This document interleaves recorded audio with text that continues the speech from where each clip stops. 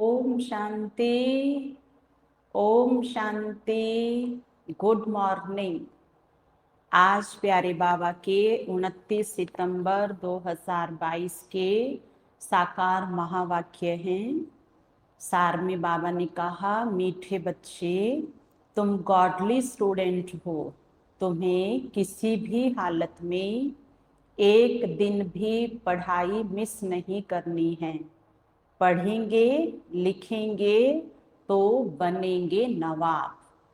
प्रश्न है, जिन बच्चों का मुरली पर पूरा अटेंशन है, उनकी निशानी क्या होगी? उत्तर है, जो अटेंशन देकर रोज मुरली सुनते हैं, वही अच्छी तरह से जानते हैं बाप कौन है और क्या है। क्योंकि बाप के महावाक्य है कि जो मैं हूँ, जो मैं जैसा हूँ, मुझे कोटों में कोई ही पहचानते। अगर पढ़ाई में अटेंशन नहीं तो बुद्धि में बैठ नहीं सकता कि यह श्रीमत हमें भगवान दे रहा है। वह सुना अनसुना कर देंगे। उनकी बुद्धि का श्रीमत पर न चलने से ताला बंद हो जाता है। वह बाप के फरमान पर नहीं चल सकते हैं। गीत है, छोड़ भी दे आकाश सिंहासन, अब धरती पर आ जा रे। ओम शांति।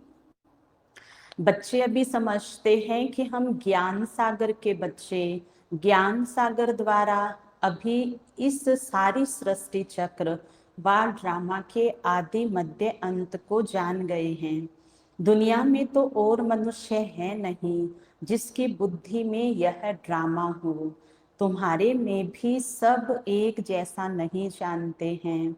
तुम बच्चे जानते हो, यह भारत अविनाशी खंड है। यह भारत ही सचखंड और झूठ खंड बनता है। सचखंड जब है तो स्वर्ग कहा जाता है, जब झूठ खंड बन जाता है तो नर्क कहा जाता है। यहाँ कई बच्चे समझते हैं, यह ज्ञान तो हम रोज सुनते हैं, कोई नई बात थोड़ी ही है। नॉलेज को पूरा धारण नहीं करते हैं। तुम गॉडली स्टूडेंट हो, पढ़ाई एक दिन भी मिस नहीं करना है। यही राजयोग की पढ़ाई वैल्यूबल है। भल कोई बीमार भी हो, वह यहाँ आकर बैठे तो महावाक्य तो सुनेंगे ना। सुनते सुनते प्राण शरीर से निकले तो कितनी न शफा मिल जाए। यह है बड़ी हॉस्पिटल। रात दिन पढ़ाई का बहुत शौक होना चाहिए। माता पिता को भी रात दिन शौक है ना। भगवान तुम्हें पढ़ाते हैं।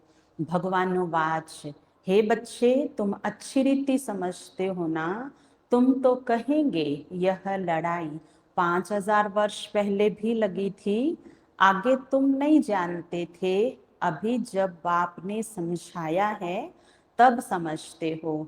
तो स्टूडेंट का काम है जो नॉलेज मिलती है उनको धारण करना। यहाँ मुख्य बात है ही पवित्रता की। आत्मा जो आयरन एज में आकर काली बन गई है, खाद पड़ गई है, उसको निकालना है। तुम आत्माओं को अंदर में ख्याल आना चाहिए, शिव बाबा हमारे साथ बात कर रहे हैं, तो आत्म अभिमानी बनना पड़े। आत्म अभिमानी यहाँ परम पिता परमात्मा ही बनाते हैं, और कोई की ऐसी ताकत नहीं जो ऐसे आत्म अभिमानी बन बैठकर समझाए। भल कहते हैं हम ईश्वर हैं, फलाना है, परंतु जानते कुछ भी नहीं। तुम्हारी बुद्धि में है, हम सारे सृष्टि चक्र के आदि मध्य अंत को जानते हैं। धारणा करने वालों में भी नंबरवार तो है ना, न सिर्फ यहाँ, लेकिन जो भी सेंटर है वहाँ भी नंबरवार है। स्टूडेंट कभी एक समान नहीं होते। कोई महीने में 20 दिन आते हैं, कोई तो एक्यूरेट आते होंगे। भल कोई कहाँ भी जाते हैं, परंतु वहाँ भी नियमित जरूर पढ़ना है। अगर मुरली नहीं पढ़ते हैं तो एब्सेंट डाली जाती है रजिस्टर में। अगर मुरली जाती है, पढ़ते हैं, तो फिर एब्सेंट नहीं कहेंगे। और कोई स्कूलों में ऐसे नहीं होता है। यहाँ बाहर जाने से उनको कुछ ना कुछ पढ़ने के लिए देंगे। अगर कोई हॉस्पिटल में है, वहाँ भी जाए, तुम उनको मुरली सुना सकते हो। यह मोस्ट वैल्यूबल नॉलेज है। यह तो जानते हैं, जितने अभी पास होंगे उतने कल्प कल्पांतर पास होंगे। यह बड़ी भारी पढ़ाई है, इसमें बड़ा अटेंशन चाहिए। ऐसे बहुत बच्चे हैं जिनको माया एकदम नाक से पकड़ लेती है, फिर भी याद नहीं रहता है कि मैं गुड फादरली स्टूडेंट हूँ। गाया भी जाता है, गज को ग्राहनी खाया, यहाँ की बात है।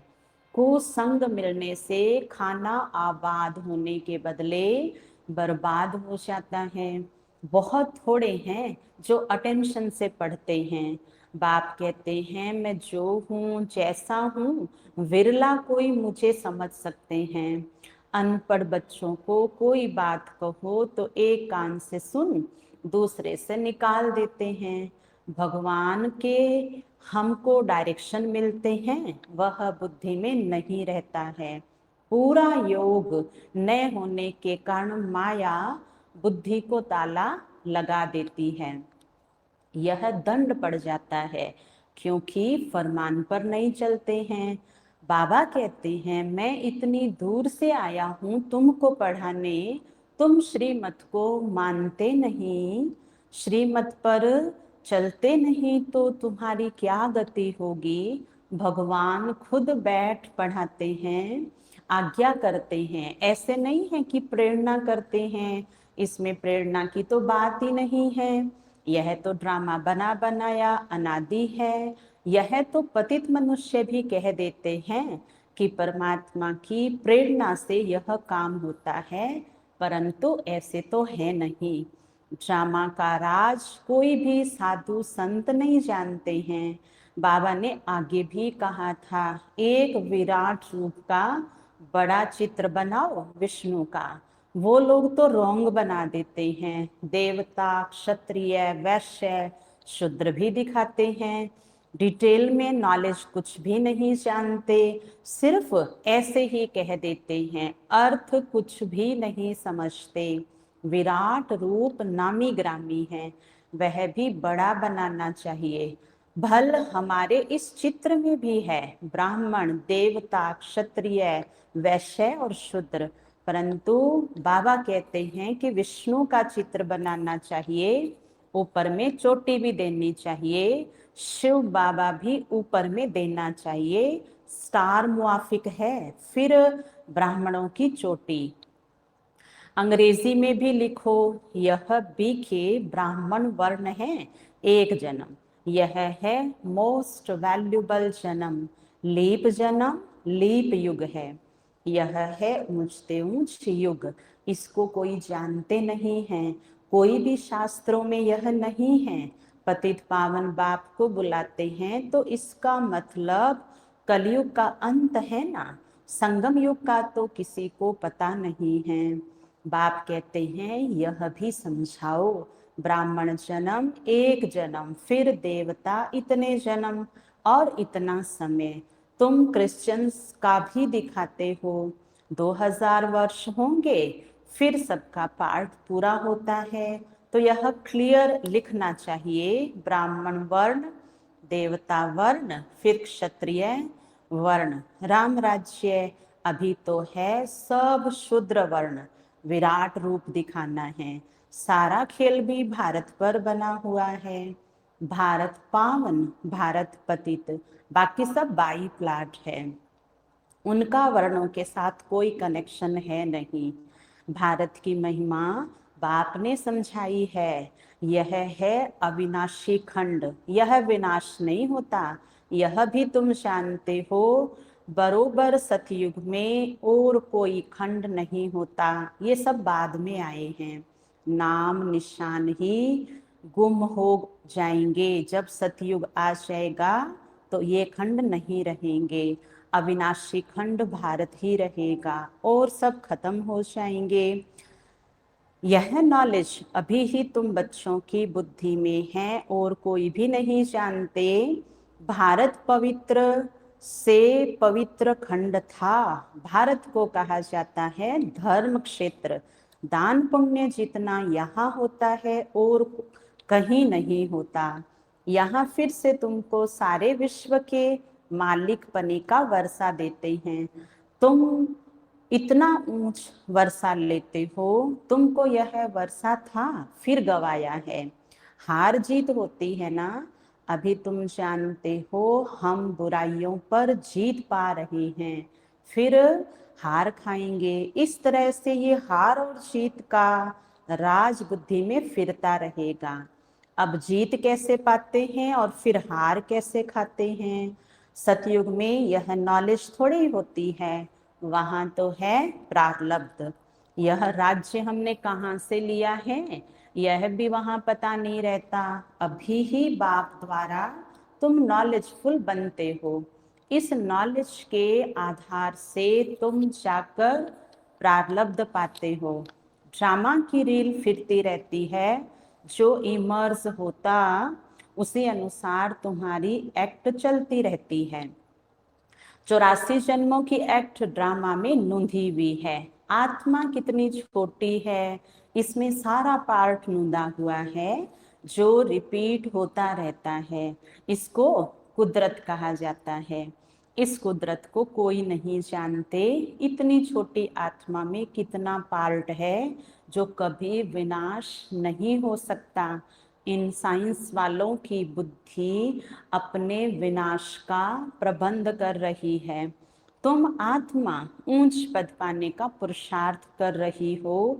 वह समझते हैं हम अभी स्टार मून के नजदीक आए हैं, वहां प्लॉट लेंगे। वह उनको बड़ा महत्व देते हैं। हम तो कहते हैं कि यह तो सब अपनी मौत के लिए करते हैं। तुम बच्चे जानते हो यह सब तैयारी हो रही है स्वर्ग के गेट खोलने के लिए। यह लड़ाई बिगर स्वर्ग के गेट कैसे खुलेंगे। पतित दुनिया का विनाश तो होना चाहिए ना। इन बातों को विद्वान पंडित आदि थोड़े ही जानते हैं। यह तुम जानते हो ड्रामा अनुसार नूंद है। तो तुम बच्चों को यह पढ़ाई पढ़नी है। कोई तो सुनते सुनते पढ़ते पढ़ते खत्म हो जाते हैं। कोई तो बैठे हुए भी जैसे कि सुनते नहीं। धारणा जब खुद में हो तब औरों को समझा सके। धारणा ही नहीं, सर्विस ही नहीं करते तो पद क्या मिलेगा। हाँ, स्वर्ग में जाएंगे, राजाई में आएंगे, परंतु सब तो राजा नहीं बनेंगे ना।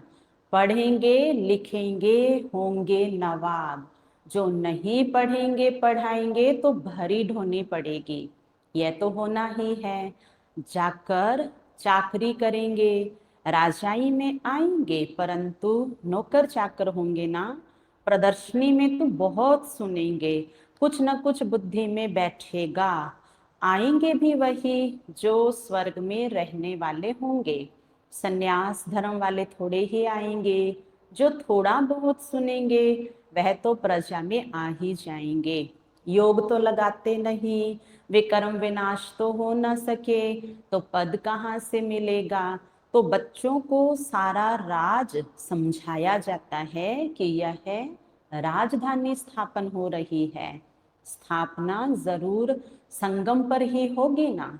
बाप कहते हैं मैं आता हूँ कल्प के संगम युग पर। फिर उन्होंने लिख दिया युगे युगे आते हैं। तो भी 4 युग अथवा 5 युग कहो, फिर इतने अवतार क्यों दिखाए हैं। परशुराम अवतार, कच्छ मच्छ अवतार। परशुराम अवतार के लिए फिर दिखाते हैं कि कुल्हाड़ी उठाए सब क्षत्रियों को मारा। बाप कहते हैं ये कैसे हो सकता है। क्या भगवान ने इतनी हिंसा कुल्हाड़ी से की? मनुष्य तो जो सुनते सब सत सत करते रहते हैं, असत्य बात को भी सत्य मान लेते हैं। बाप कहते हैं कि यह सभी असत्य बातें हैं, सत्य कोई भी है नहीं। अब किसी को कहो तो बिगड़ पड़ते हैं। बाप कहते हैं कि युक्ति से काम लो। चूहा ऐसी युक्ति से काटता है जो सारा मांस खा जाता है, मालूम ही नहीं पड़ता है। तुम बच्चों को बड़े युक्ति से चलना चाहिए। बाप तो बहुत अच्छी रीति समझाते हैं, परंतु कोई धारणा भी तो करे। मुख्य बात है ही एक। बाबा कहते हैं मामेकम याद करो तो तुम्हारे विकर्मों का बोझा खत्म हो जाए, सिवाय योग अग्नि के खाद निकल ना सके। नहीं तो कड़ी सजा खानी पड़ेगी। तुम्हें तो पास विद ऑनर बनना है। प्रजा तो बहुत बनती है नंबरवार, बाकी राजाई के लिए मेहनत चाहिए, श्रीमत पर चलना चाहिए। बहुत चलते चलते पढ़ाई छोड़ देते हैं। अरे गॉड फादर बैठा है, जहाँ जीना है ज्ञान अमृत पीते रहना है। यह पढ़ाई है राजयोग की। पढ़ते पढ़ते फिर नई दुनिया में ट्रांसफर हो जाएंगे। क्लास नंबरवार ट्रांसफर होता है ना। यहाँ भी सारा मदार पुरुषार्थ पर है। कहते हैं हे पतित पावन आओ तो जरूर, कलयुगी पतित दुनिया का अंत हो तब तो आए। बाबा कितना अच्छी रीति समझाते हैं। दुनिया में तो अंधविश्वास होने के कारण जिसने जो जैसा सुनाया सत सत करते रहते हैं और समझते कुछ भी नहीं। अच्छा, मीठे मीठे सिखिल दे बच्चों प्रति माता पिता बाप दादा का याद प्यार, गुड मॉर्निंग और नमस्ते। रूहानी बाप की रूहानी बच्चों को नमस्ते। हम रूहानी बच्चों की रूहानी बाप दादा को याद प्यार, गुड मॉर्निंग, नमस्ते नमस्ते नमस्ते। मेरे बाबा, मीठे बाबा, प्यारे बाबा, आपका शुक्रिया, बहुत बहुत शुक्रिया। धारणा के लिए सार। बाबा की आज्ञाओं का उल्लंघन नहीं करना है, कुसंग से बचना है, रोज मुरली जरूर पढ़नी है व सुननी है। विकर्मों का बोझा समाप्त करने के लिए याद में रहना है, जब तक जीना है ज्ञान अमृत पीते रहना है। वरदान है विनाश के पहले एवर रेडी रहने वाले सम्मान और संपन्न भव। विनाश के पहले एवर रेडी बनना है। एवर रेडी बनना ही विनाश के पहले सेफ्टी का साधन है।